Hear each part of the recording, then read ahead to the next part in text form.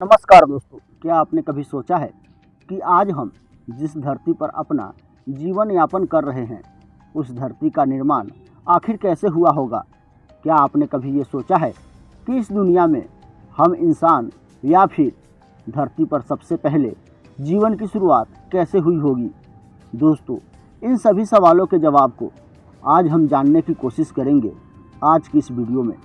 दोस्तों, आज हम जिस धरती को देख रहे हैं वह करोड़ों साल पहले बहुत ही अलग थी। यह धरती करोड़ों सालों 8500 डिग्री के तापमान के साथ उबलता हुआ एक लावा था, तो कभी लाखों सालों तक बर्फ़ से ढकी हुई थी। दोस्तों, ये दोनों बातें बिल्कुल सच है। आज के इस वीडियो में आप धरती के 450 करोड़ साल के इतिहास को देखने वाले हैं, तो वीडियो में अंत तक बने रहें। दोस्तों, जिस जगह आज हमारा सौरमंडल है वह आज से करोड़ों साल पहले विभिन्न गैसों और धूल के बादल हुआ करता था। वैज्ञानिकों के अनुसार इस धूल के बादलों से दूर एक तारा हुआ करता था, जिसमें वक्त के साथ साथ ऊर्जा की मात्रा कम होती गई, जिसके कारण उस तारे में एक विशाल विस्फोट हुआ। विस्फोट की वजह से अंतरिक्ष की ये धूल एक दूसरे से दबने लगी। इस दौरान बादलों में स्थित धूल के कण दबाव और गर्मी के कारण बड़े बड़े एस्टेरॉयड और पत्थरों में बदलने लगे, और इन्हीं दबाव की वजह से इन बादलों में मौजूद रेडियो एक्टिव पदार्थों ने ग्रेविटी का निर्माण किया। इस ग्रेविटी के कारण बीच में मौजूद हाइड्रोजन और हीलियम गैस इकट्ठा होने लगे। दोस्तों, बीच के इस भयंकर दबाव के कारण एक बार फिर एक विशाल विस्फोट हुआ, और इसी विस्फोट के कारण हमारे सूरज का जन्म हुआ। दोस्तों, अंतरिक्ष में मौजूद एस्टेरॉयड अपने भारी वजन से सूर्य के करीब आकर सूर्य की परिक्रमा करने लगे। धीरे धीरे इन एस्टेरॉयड में भी भारी टकराव हुआ, जिसके कारण मरकरी, वेनस, अर्थ और मार्स जैसे ग्रहों का निर्माण हुआ। दोस्तों, वैज्ञानिकों के अनुसार उस समय पृथ्वी और मंगल ग्रह के बीच थिया नाम की एक ग्रह सूर्य की परिक्रमा करता था। पृथ्वी पर ग्रेविटी होने की वजह से अब ये सूर्य की परिक्रमा करने वाले एस्टेरॉयड पृथ्वी की परिक्रमा करने लगे, और धीरे धीरे करोड़ों सालों तक ये एस्टेरॉयड पृथ्वी पर गिरते रहे। और ऐसे ही घटना हमारे पड़ोसी ग्रह थिया पर भी हो रही थी, जिसके कारण थिया पृथ्वी के और करीब आने लगा और आकर पृथ्वी से टकराया, और इस भयंकर टकराव की वजह से थिया के हिस्से कणों के रूप में अंतरिक्ष में फैल गई, और दोस्तों एक रिंग की तरह यह पृथ्वी की परिक्रमा करने लगे। दोस्तों, इन्हीं परिक्रमा करने वाले कणों में टकराव होने लगा, जिसके कारण हमारे चांद का निर्माण हुआ। दोस्तों, उस वक्त पृथ्वी पर केवल एक ही चीज़ था, वह था 1900 डिग्री सेल्सियस का उबलते हुए लावे का समुंदर। वक्त के साथ साथ पृथ्वी भी ठंडी हो रही थी, जिसके कारण पृथ्वी के भारी पदार्थ जैसे धातु और रेडियो एक्टिव तत्व पृथ्वी के केंद्र में जाकर इकट्ठा होने लगे, और हल्के पदार्थ पृथ्वी के ऊपरी सतह पर आ गए।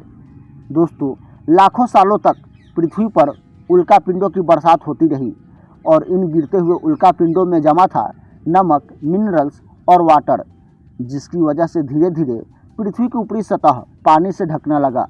दोस्तों, वैज्ञानिकों के मुताबिक इसी समय दुनिया में पहली बार जीवन की शुरुआत हुई थी, और वह जीवन थी सूक्ष्म जीव के रूप में। दोस्तों, लाखों साल बाद एक वक्त ऐसा आया जब पृथ्वी की पूरी सतह पानी से ढक चुकी थी। दोस्तों, हमारे पृथ्वी के सबसे अंदर का जो कोर है वह रेडियो एक्टिव पदार्थ से बने होने के कारण यह हमेशा गर्म रहती है।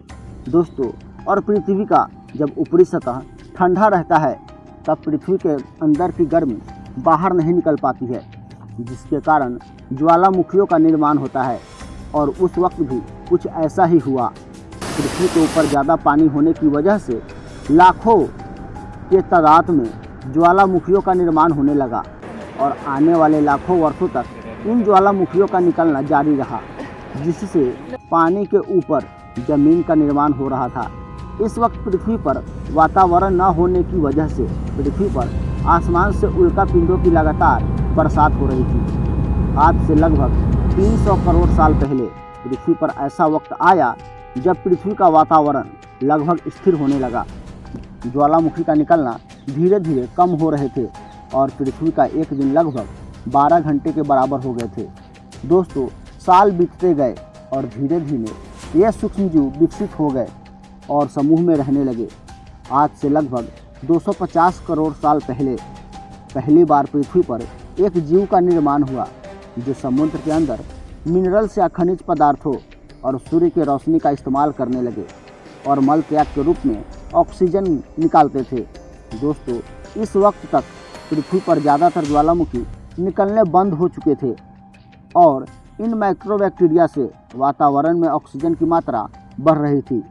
दोस्तों वातावरण में ऑक्सीजन की मात्रा बढ़ने से पृथ्वी के वायुमंडल बनना शुरू हुआ और आने वाले हजारों सालों तक पृथ्वी के वातावरण में लगातार ऑक्सीजन की मात्रा बढ़ती रही, जिसकी वजह से पृथ्वी के ज़्यादातर हिस्से में ये सूक्ष्मजीव फैल गए। दोस्तों कुछ सालों बाद ऐसा हुआ कि पृथ्वी के वायुमंडल में ऑक्सीजन की ज़्यादा मात्रा होने की वजह से ये सूक्ष्मजीव मरने लगे। दोस्तों उस वक्त पृथ्वी के वायुमंडल ठंडा होने के साथ साथ ऑक्सीजन से भी भर चुका था, जिसके कारण पृथ्वी में मौजूद आयरन के मिनरल्स वायुमंडल में मौजूद ऑक्सीजन से रिएक्ट करने लगे और एक वक्त ऐसा आया जब पृथ्वी आज के मंगल ग्रह की तरह लाल दिखने लगी। वक्त बीतने के साथ साथ धरती के टेक्टोनिक प्लेट में दरारें पड़ने लगी, जिसकी वजह से पृथ्वी के अंदर की लावा बाहर खुले में लाखों सालों तक उबलता रहा। और दोस्तों यही वो कारण था जिसकी वजह से पृथ्वी के वातावरण में कार्बन डाइऑक्साइड की मात्रा बढ़ गई और पृथ्वी पर एसिड वर्षा की शुरुआत हो गई। दोस्तों एसिड रेन की वजह से पृथ्वी का तापमान लगातार गिरना शुरू हो गया और दोस्तों यह तापमान इतना घटा कि पृथ्वी के ऊपर मौजूद पानी बर्फ़ में परिवर्तित होने लगे और धीरे धीरे पृथ्वी एक बर्फ़ का रूप ले लिया। दोस्तों आमतौर पर जब सूर्य की किरण धरती पर आती है तो पृथ्वी उन किरणों में ज़्यादातर किरणों को अपने अंदर सोख लेती है। पृथ्वी बर्फ़ से ढकी थी और बर्फ़ सफ़ेद और चमकीला होता है, जिसकी वजह से सूर्य की किरणें पृथ्वी से टकराती थी तो दोस्तों ये किरणें वापस चली जाती थी और इसी वजह से लाखों सालों तक पृथ्वी बर्फ़ के इन चादरों से ढकी रही। लेकिन फिर से पृथ्वी के अंदर मौजूद ज्वालामुखी बाहर निकलना शुरू हो गया और इन ज्वालामुखी की गर्मियों ने बर्फ़ को पिघलाना शुरू कर दिया। दोस्तों इसी बीच पानी के अंदर कुछ बची कुची सूक्ष्मजीव अब ऑक्सीजन को अपने शरीर को बड़ा करने और जटिल बनाने के लिए यूज करने लगे। दोस्तों इसी बीच पानी में अलग से छोटे समुद्री पौधे भी निकलने शुरू हो गए थे। दोस्तों बाहर जैसे जैसे ज्वालामुखी निकल रहे थे वैसे वैसे इन ज्वालामुखी से निकलने वाले कार्बन डाइऑक्साइड की मात्रा फिर से वातावरण में बढ़ रही थी, जिसकी वजह से पृथ्वी पर फिर से एसिड रेन की वर्षा शुरू हो गई और पृथ्वी एक बार फिर बर्फ़ के गोले में तब्दील हो गई। गाइस यह प्रक्रिया बार बार कई हजार सालों तक होता रहा और इसी कारण से समुद्री जीव धीरे धीरे अपने शरीर को वातावरण के हिसाब से परिवर्तित करने लगे। इसी बीच बहुत से जीव एवं समुद्री पौधे नष्ट भी हो गए, लेकिन जो बचे कुचे जीव थे वो अपने आप को इस वातावरण के हिसाब से ढालने लगे। दोस्तों अब जो समुद्री पौधे थे वो बदलते तापमान की वजह से मरते नहीं थे और जो सूक्ष्मजीव थे अब वो समुद्री जीव में परिवर्तित हो गए थे। जब फिर से ज्वालामुखी बर्फ़ को पिघलाना शुरू किया तो समुद्री पौधे अचानक से फैलने लगे। धीरे धीरे वातावरण में ऑक्सीजन की मात्रा बढ़ने लगी और पृथ्वी पर होने वाली एसिड की वर्षा कम होने लगी। दोस्तों वातावरण में ऑक्सीजन की मात्रा बढ़ने से पृथ्वी के वातावरण में ओजोन लेयर की परतें मोटी होने लगी और आज से लगभग 47 करोड़ साल पहले पृथ्वी की सतह पर पहली बार मोसोस नामक प्लांट उगना शुरू हुआ।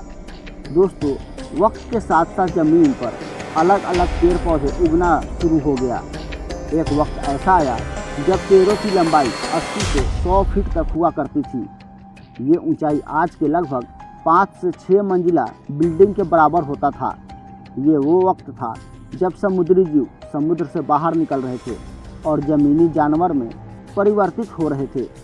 दोस्तों इस समय पृथ्वी की सारी ज़मीनें एक साथ हुआ करती थी, जिसे आज हम पैंजिया महाद्वीप के रूप में जानते हैं। अब पृथ्वी का तापमान एवं वातावरण लगभग स्थिर हो गया था और अब एक दिन में लगभग 21 से 23 घंटे हुआ करता था। दोस्तों, अब समुद्री जीव जो पानी से बाहर रह रहे थे और अब वातावरण के अनुसार उनके शरीर का रंग रूप भी बदल रहा था। धीरे धीरे यही समुद्री जीव डायनासोर के रूप में बदल गए। जिन डायनासोरों ने पेड़ पौधे खाने की शुरुआत कर दी, उनका शरीर विशाल और लंबा हो गया, और जो डायनासोर शिकार करते थे उनका साइज छोटा पर वह बहुत तेज हुआ करते थे। दोस्तों, पृथ्वी की सारी ज़मीनें एक जगह इकट्ठा होने के कारण ज़्यादातर ज़मीनें बंजर व रेगिस्तान हुआ करती थी, और जो जंगल होते थे वह ज़्यादातर समुद्र के आसपास ही हुआ करता था, जिसमें डायनासोर राज करते थे। दोस्तों, आज से लगभग 20 करोड़ साल पहले पैंजिया महाद्वीप टूटना शुरू हो गया, जिसकी वजह से पृथ्वी का ज़्यादातर ज़मीन पानी के संपर्क में आना शुरू हो गया, जिसके फलस्वरूप पृथ्वी पर हरियाली बढ़ती गई, जिसकी वजह से डायनासोर और भी विभिन्न एवं विशाल होते चले गए। दोस्तों, ये डायनासोर पृथ्वी पर लगभग 20 से 30 करोड़ सालों तक राज किया। दोस्तों, उस वक्त डायनासोर पानी, धरती और आकाश में अपना राज करती थी। दोस्तों, इस दौरान अफ्रीका से टूटा भारत आकर सीधा तिब्बत से टकराया और इसी वजह से हिमालय पर्वत का निर्माण हो गया। दोस्तों, आज से लगभग 6.5 करोड़ साल पहले पृथ्वी के तरफ आज के माउंट एवरेस्ट जितना बड़ा 5.5 लाख करोड़ किलो जितनी वजनी उल्कापिंड लगभग 80,000 किलोमीटर प्रति घंटा की स्पीड से पृथ्वी की तरफ आ रही थी। पृथ्वी के वातावरण में प्रवेश करते ही उसमें भयंकर आग लग गई और वह जलते हुए सीधा पृथ्वी से टकराया। इस टकराव से निकलने वाली ऊर्जा आज के 10 करोड़ परमाणु बम के एक साथ फटने से निकलने वाली ऊर्जा की बराबर थी। दोस्तों, जहां ये उल्कापिंड गिरा वहां के पेड़ पौधे और जानवर उसी समय भस्म हो गए। गिरते ही पृथ्वी पर पूरी तरह धूल फैलने लगी, समुद्र में भयंकर सुनामी आने लगी, भूकंप और आग ने पृथ्वी को जलाना शुरू कर दिया। दोस्तों, पृथ्वी के वातावरण में खतरनाक गैस और धूल कण से पूरी पृथ्वी नर्क के समान हो गई और इसी में डायनासोर पूरी तरह से विलुप्त हो गए। दोस्तों, इस वक्त हमारे पूर्वज जमीन के अंदर रहा करते थे, जिस वजह से वो इस प्रलय से बच गए। पृथ्वी पर इतना धूल और हानिकारक गैस भर गया था कि पूरी पृथ्वी का वातावरण काला हो गया और इसी वजह से सूर्य की किरणें धरती पर पहुंच भी नहीं पा रही थी। और दोस्तों, इन्हीं गैसों की वजह से पृथ्वी पर फिर से एसिड रेन शुरू हो गया और फिर से पृथ्वी ठंडी होकर बर्फ के गोले के रूप में बदल गई। लेकिन इस बार हर बार की तरह ये बर्फ के गोले लाखों सालों तक पृथ्वी को ढककर नहीं रख पाई, बल्कि 80 से 90 हज़ार साल में ये बर्फ पिघलना शुरू हो गया। जैसे ही वातावरण फिर से पहले जैसा ठीक होने लगा, वैसे ही ये जीव जमीन से बाहर निकलने लगे। क्योंकि उस वक्त बर्फ़ पिघल रहे थे, इसलिए अफ्रीका के जंगल में काफ़ी बर्फ़ जमा था और इसी बीच ये जीव बंदर के रूप में परिवर्तित हो गए थे। मगर जैसे जैसे तापमान बढ़ने लगा, वैसे वैसे खाने की कमी होने लगी। खाने के तलाश में ये बंदर अपने पैरों पर चलना शुरू कर दिया, जिससे उन्हें दूसरे जानवरों को शिकार करने में मदद मिलती थी। दोस्तों, धीरे धीरे ये बंदर एप्स यानी कि वानरों में परिवर्तित होने लगे। खाने की तलाश में ये एप्स पृथ्वी के दूसरे हिस्से में फैलने लगे और धीरे धीरे उनके शरीर का रंग रूप भी वहाँ के मौसम के हिसाब से बदलता गया। वक्त के साथ साथ हमारे पूर्वज आदिवासी बने, वो हथियार से लेकर आग तक का आविष्कार किया। धीरे धीरे हमारे पूर्वज इंसानों में बदल गए और दोस्तों, हमने धर्म, परिवार, भाषा और संस्कृति का निर्माण किया और वक्त के साथ साथ हम विकसित होते चले गए और आज हम पूरी पृथ्वी के सबसे विकसित प्रजाति माने जाते हैं। दोस्तों, पृथ्वी को आज जैसा बनने में लगभग 450 करोड़ साल का समय लगा है और हमें पृथ्वी के अंदर रहने वाले छोटे जीव से इंसान बनने में लाखों सालों का समय लग गया।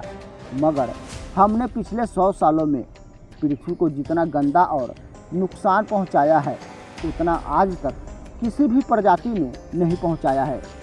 दोस्तों, हम फिर से धरती को गर्म कर रहे हैं और कार्बन डाइऑक्साइड की मात्रा को बढ़ा रहे हैं। दोस्तों, वैज्ञानिकों का मानना है कि पृथ्वी पर फिर से एक बहुत बड़ा बदलाव होने वाला है। तो दोस्तों, ये थी पृथ्वी के जन्म से आज तक की पूरी कहानी। तो दोस्तों, मिलते अगले वीडियो में। जब तक के लिए आप लोगों का बहुत बहुत धन्यवाद।